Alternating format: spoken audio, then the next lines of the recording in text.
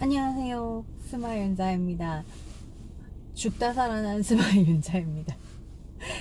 오, 머리가 왜 이렇게 좀 전에 머리 감고 나왔거든요. 그랬더니 부풀어 올라있네. 오랜만에 찍는 운전하면서 나불나불입니다. 오늘 나누어 볼 이야기는 지금 제가 아이보람이라는 영어 교육기관에 가고 있어요. 영어 학원에 가고 있는데 제 영어 공부를 하는 곳이 아니라 여기는 엄마표 영어를 진행하는 엄마들이 다니는 센터예요. 첫 번째 아이가 6학년 남자아이고 둘째는 이제 1학년 남자아이, 둘 다 남자아이인데 엄마표로 영어를 진행하고 있어요. 제가 언어를 전공을 했거든요. 언어 전공자의 입장에서 제가 일본에 유학 경험이 있는데 일본어 통번역 과정을 전공을 했어요. 그래서 일본 유학을 가서 수업을 할 때 느껴보니까 일본에 이제 살다가 온 친구들이 있었거든요. 그 수업에 들어가면은 그 일본에서 어렸을 때 살았던 경험이 있는 친구들은 뭐 발음은 뭐 완전 네이티브죠. 뭐 되게 잘하고 회화도 막힘없이 잘하고, 그럼에도 불구하고 이게 통역이랑 번역에 들어가면 어떻게 되냐면요, 여러분. 외국어를 잘한다고 해서 그 수업을 잘하진 않아요. 통번역의 스킬이 더 뛰어나냐? 그렇지 않다는 거를 저는 그 유학생활 동안에 깨달았거든요. 그게 무슨 말이냐면 결국에는 내 모국어가 어느 정도 되어 있지 않으면 외국어로 그거를 표현해내지를 못해요. 그리고 그 모국어도 그냥 내가 한국 사람이니까 한국어를 구사할 줄 아는 그 정도의 능력이 아니라 정말 생각이 많아서 내가 기본 지식이라든지 독서라든지 여러 가지로 담겨 있는 이 소프트웨어가 좋은 경우에 좋은 통역을 할 수 있어요. 통역, 그리고 저희는 이제 통번역 과정을 공부를 할 때 아무래도 공부를 하는 게 전문 회의나 이런 경우에 통번역을 준비를 하니까 주제가 정말 좀 어려운 주제도 많고 폭이 되게 넓단 말이죠. 외국어 실력이 조금 이제 모자랄지언정 더 다양한 모국어로 표현할 수 있는 능력이 더 다양한 사람이 더 좋은 통역을 할 수 있어요. 번역도 마찬가지예요. 번역의 경우에는 뭐 특히나 사전 같은 거 도움을 받을 수가 있으니까 내가 하고자 하는, 우리나라 말로 하고자 하는 표현이 있으면 얼마든지 번역도 자료 등을 토대로 말을 만들 수가 있는 거죠. 어느새 도착을 해가지고 일단 수업을 들어갔다가 와서 다시 이야기를 이어나가 보도록 하겠습니다. 잠시만요. 이야기를 이어나가겠습니다. 그렇게 엄마표 영어를 진행을 하고 있고요.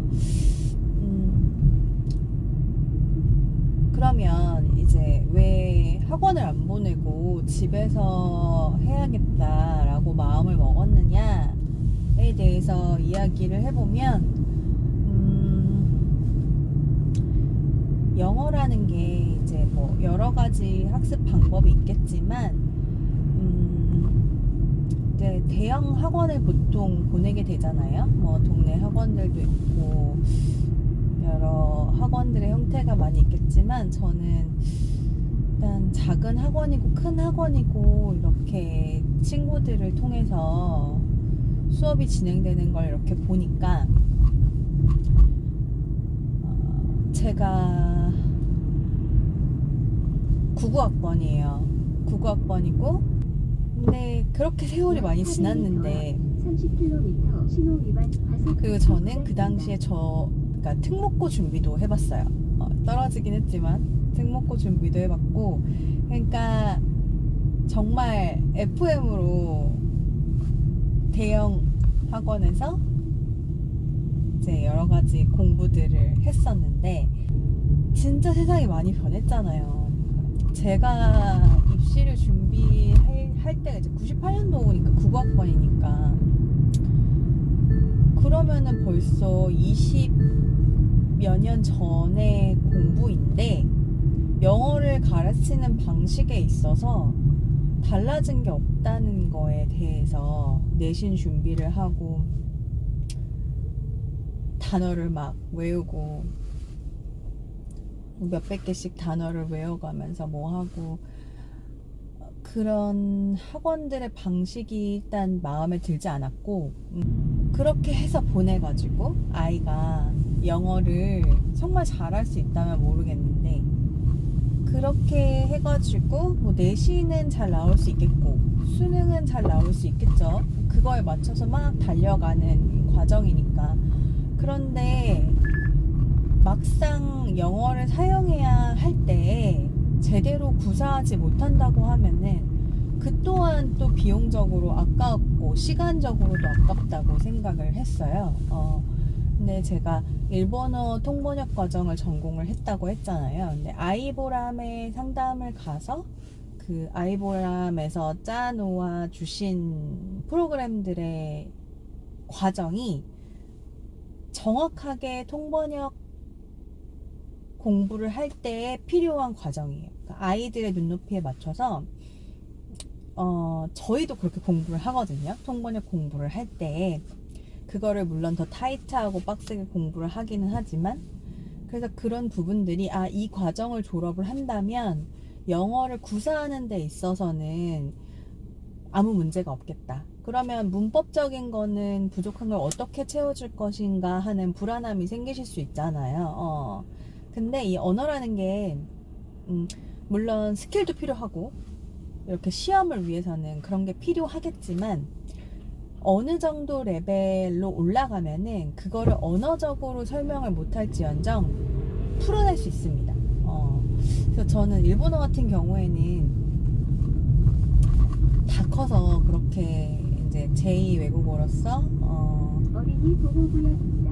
20대가 넘어서 공부를 했지만, 그 어느 정도의 지점을 딱 넘어서고 나니까 어떤 유형의 시험 문제가 나와도 다 풀어낼 수 있어요. 이거를 막 달달달달달달 그렇게 외우는 형식이 아닌, 물론 저는 가서 직접 살다가 와서 그런 것도 있겠지만, 그리고 아무래도 전문적인 용어를 많이 공부하긴 했죠. 근데 영어도 어느 정도 레벨이 올라가고 나서 거기서 심화를 해주면은 그렇게 달달달달달달 외우지 않아도 웬만한 수준의 유형은 다 풀 수 있어요. 그래서 저는 이제 언어에 관심이 있다 보니까 매해 이렇게 수능이 나오면 언어 영역이랑 외국어 영역, 영어랑 그리고 제가 전공한 일본어랑 이렇게 세 개는 다 풀어보거든요. 시험지가 공개가 되니까. 그래서 풀어보면 시간도 이렇게 정해놓고 수험생처럼 풀어요. 근데 올해 같은 경우에는 불수능이었다고 하고 특히 국어가 어려웠다고 하는데 점점 특히 올해의 시험을 풀고 나서 저의 소감은 요령이 없어지는구나.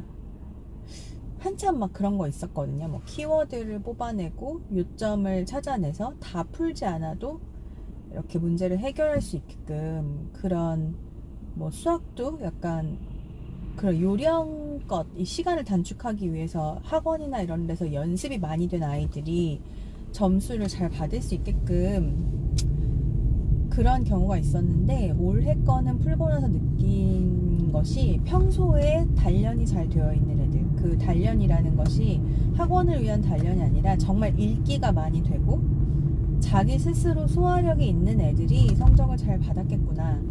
그 말은 하루아침에 끌어올린 애들한테는 점점 불리하게 갈 수밖에 없겠다라는 생각이 들었어요. 그리고 영어를 풀고 나서도 같은 느낌을 받았고, 그러면 아이들이 준비를 해야 할 거는 국어겠다.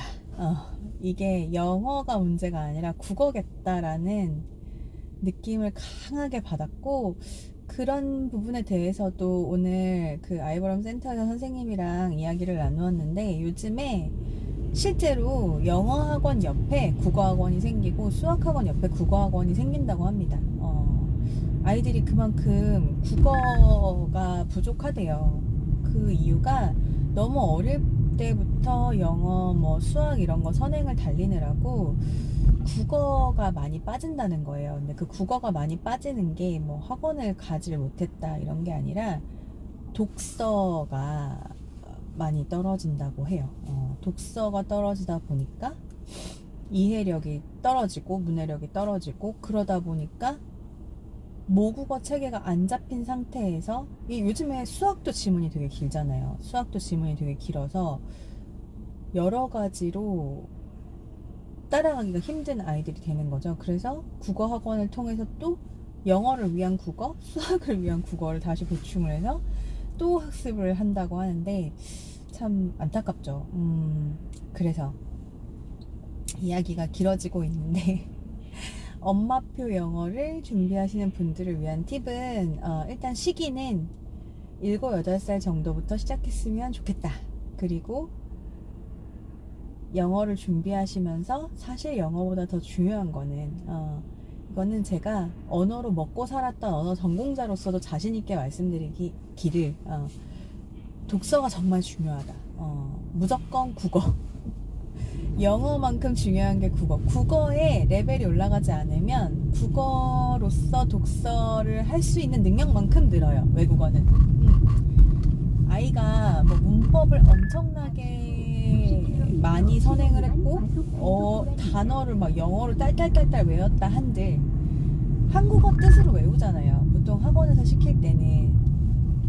근데 그걸 알면 뭐합니까? 한국어로서 그게 어떤 상황에서 어떻게 쓰이는지를 모르는 아이는 그냥 수학 공식을 달달달달 외우는, 개념을 모르고 수학 공식을 달달 외워서 어디다가 그 공식을 적용을 해야 할지 모르는 아이와 다를 게 없어요. 그래서 국어, 독서를 많이 어릴 때부터 해주셔라. 그게 가장 중요할 것 같다라는 말씀을 드리고, 정말 좋은 프로그램이 맞고 효과도 확신을 합니다만, 매일 최소 1시간 이상, 그리고 길게는 2, 3시간을 엄마가 아이한테 집중해 주셔야 돼요. 저는 또 아이가 둘이다 보니까 최소 2시간 이상은 매일 신경을 써줘야 하는데, 사실 주 7일이 나오면 베스트이지만 주 7일은 거의 불가능하고 주 5회 이상은 반드시 나와야 하거든요. 근데 저는 이제 집에 있으니까 힘들긴 하지만 시간을 낼 수 있는데, 워킹맘 같은 경우에는 그게 현실적으로 불가능하죠. 퇴근하고 오셔가지고 아이들 케어하는 것만으로 너무 힘드니까요. 그래서